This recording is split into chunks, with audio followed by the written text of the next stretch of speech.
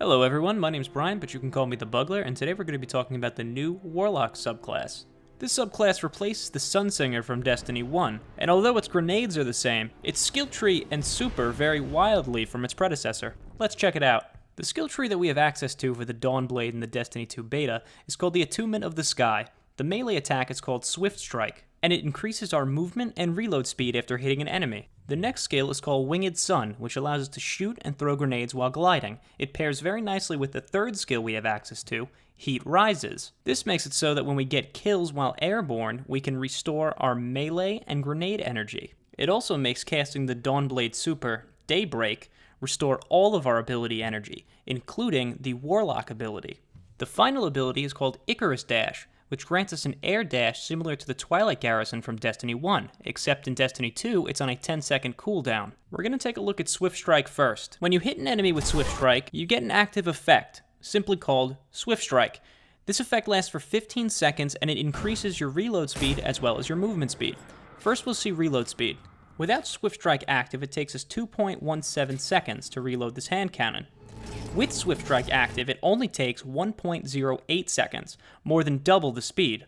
We're going to look at movement speed next, but first prepare to be disappointed, because even though the perk says that it increases movement speed, I've never been able to record a notable difference between movement with Swift Strike and without.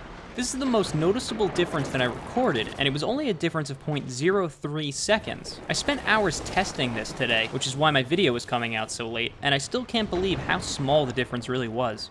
We're going to take a look at Daybreak, the Dawnblade super, next. When you cast it, you'll have the ability to send out up to 6 waves of flame from your sword. You'll also have an extended glide if you glide and slash at the same time. That has some strange properties.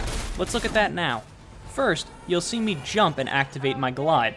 At the apex of the jump, I'm going to start a timer so you can see how long my glide actually lasts. I've got a hang time of about 3.3 seconds before I'm sent careening down.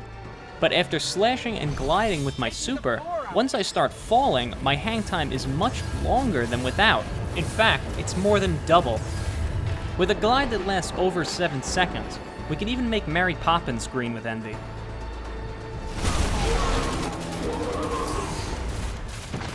We're going to kill 2 birds with 1 stone next.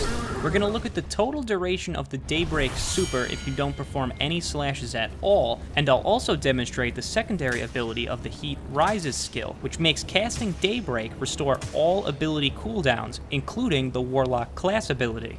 Daybreak lasts for about 21 seconds if you don't perform any slashes at all, so don't start slashing wildly if you don't see any enemies around. Start moving and maybe you'll catch up with them before the timer runs out. I've included the next clip just so you can see the Warlock class ability restore when I cast Daybreak.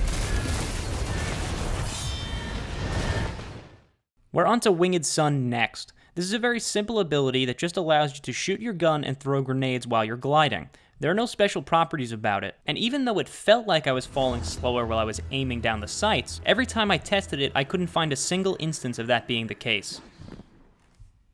Alright, on to Heat Rises. This skill restores grenade and melee energy for each kill you get while airborne. The text is a little misleading, however, because it's not kills while airborne, it's kills while gliding.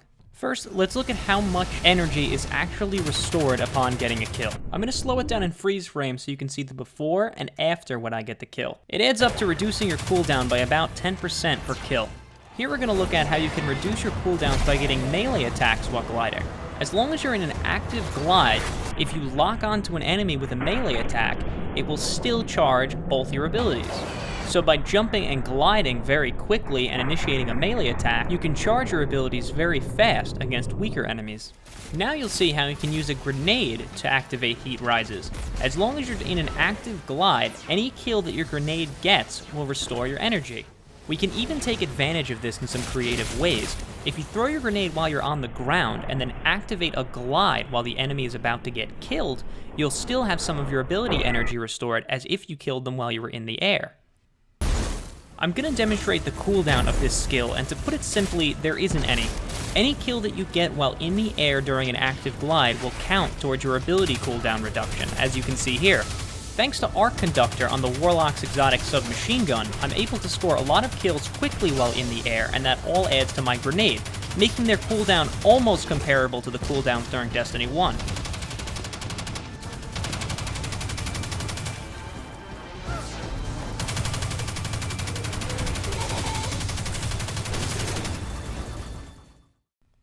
Up last is Icarus Dash. This skill allows you to perform a mid-air dash by double tapping the B or circle button on your respective controller. And unlike the Striker Titan's shoulder charge, this one can be used as a replacement for good platforming, as you'll see now. Even though I completely botched this jump, I'm able to save it thanks to the Icarus Dash and the new mounting mechanic for Destiny 2. The dash can also be used to avoid danger on command, like you see now. But again, in contrast with the Striker Titan shoulder charge, the Icarus Dash actually cancels downward momentum, as you'll see right now.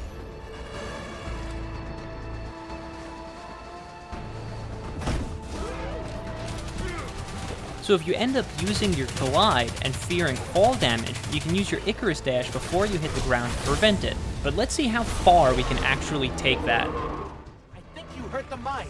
Don't let up.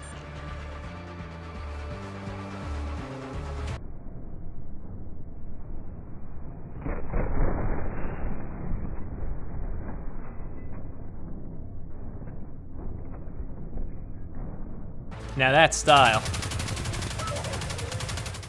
Alright, that's the end of our Dawnblade skill breakdown. I hope you enjoyed it. If you did, let me know in the comments. If you didn't, downvote this video and also let me know in the comments why. I'm going to try to tackle the Hunter next if I have enough time with the beta. You can look forward to those over the next couple of days. Once I wring out as many skill breakdowns as I can from the beta, I'm going to release a video showing my opinion of what we played of Destiny 2 so far. So once again, thanks for watching. I hope to see you next time, and good luck getting through the exclusion zone.